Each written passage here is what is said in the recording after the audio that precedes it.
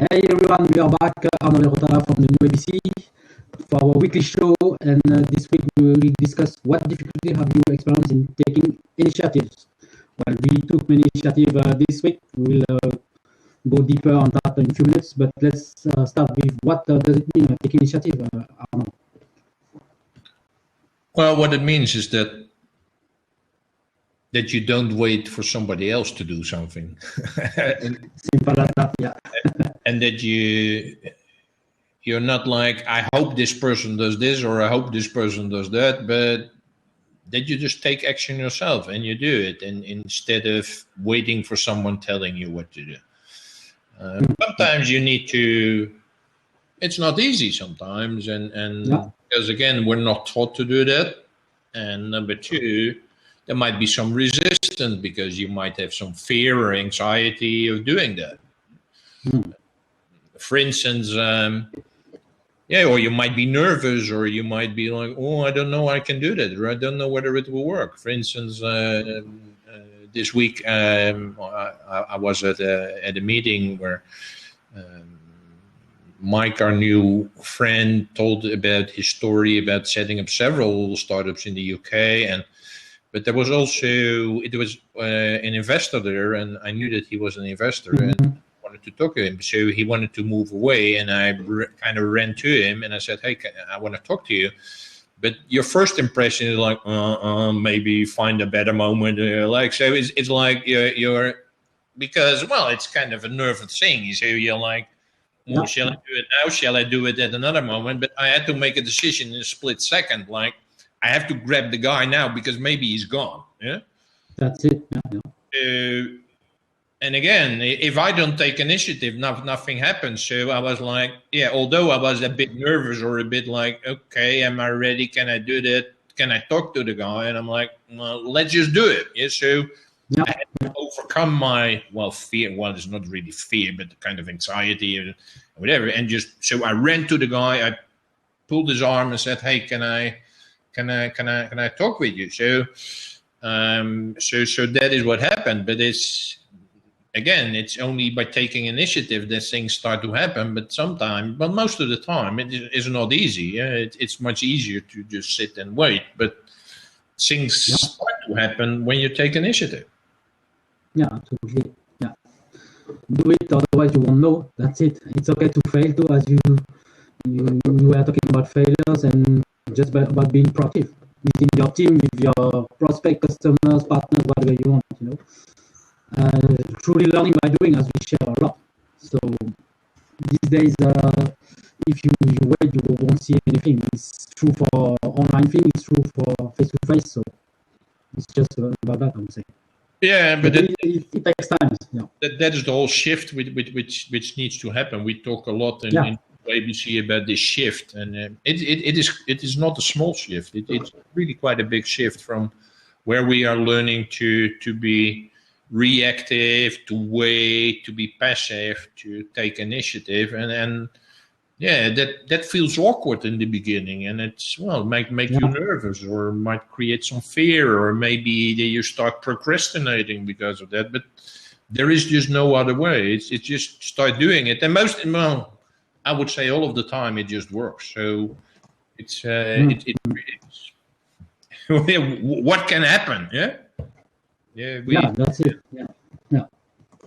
So I would encourage you just do it and get that experience. And the more you do it, the more comfortable you are with it. Absolutely. And that's also a learning experience too. Yeah. So talking about learning, let's move to other topics, because we will have some events, from next Monday. First with the meetup on a challenge for freelancers and workers in the sharing economy. And we will do that with Binnovative, our partner. So could you say more about that, Arnaud? Yeah, well, as we see that there's a growing number of freelancers, people working in the sharing economy. It's not just a few people. Yeah, many people guess it's even in a short time it will be more than 50% of the workforce. So, but you need new support systems in order to be up to date with your knowledge, with your skills, with your experiences. So, but those things are not really in place unless you organize it yourself. Yeah, if you work in a company, everything's organized. There's a learning department. You can go to trainings. You need to know this or need to know that. So everything is kind of organized for you. But if you're a freelancer, then it's not. So you have to organize it for yourself. But most of the time, people are so busy that they forget it. But the risk of that is that your knowledge, your skill level, everything is lagging behind. And that poses a great risk. So that is why we organize this challenge in order to help these people to kind of build let's call it support system for yourself to stay relevant. Yeah. You keep learning while doing again, while you are doing your activities in your organization or your community. Yeah, and again, it's not a nice to have; it is a must. Yeah, absolutely.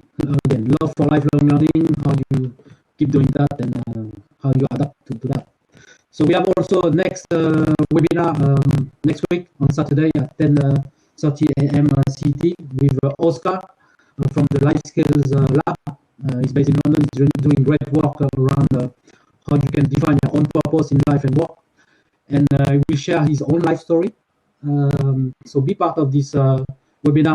You can sign up at thenewdc.net or just ping us on Twitter. We will be glad to invite you. But we'll be doing this monthly webinar. So feel free to join us. We have another webinar in March on the Internet of Things, but stay tuned for that. You had also some meetings, Arnold. We had some meetings this week. So let's start with maybe the first one that you had with VC. One of it was really good presentation from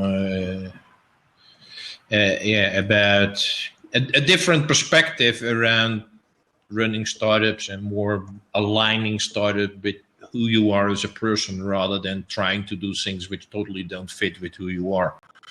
I think for us in the new ABC, that's quite logical, but for most startups, it's not. So that was really good. At that meeting, I did meet an investor, a venture capitalist, a VC, and I pitched what we do, and he did like it. He's very interested. So that's why you and me have spent a lot of time this week to prepare a presentation, to add some numbers, and to make sure that we have a very I would say attractive vision and that. Yeah, so it was for us also for us a very good exercise and also very stimulating but it's really important, and it's all part of running a startup. It's your product, it's your sales, it's your numbers, it's everything. So but you cannot do it all at the same time. There's a certain order of things, and then you iterate and things influence each other. And that happened to us because when we worked at the numbers, we saw that there are some activities which are not going to bring in much revenue. So it means that we must not focus too much time of our effort and attention to it. But there were other areas where there's huge opportunities, and we're like, let's focus in that area. So it helps you also to focus and to be very clear what you want to do. So I think it was an excellent exercise. Absolutely.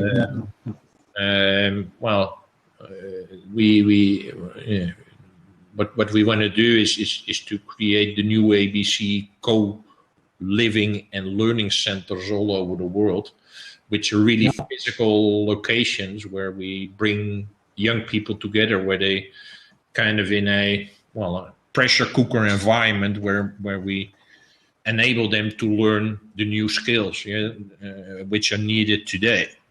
Actually, I shared in my social media this morning an article where many of all the, I would say, hotshots in business, like the CEO of Microsoft, he shares everything is around skills.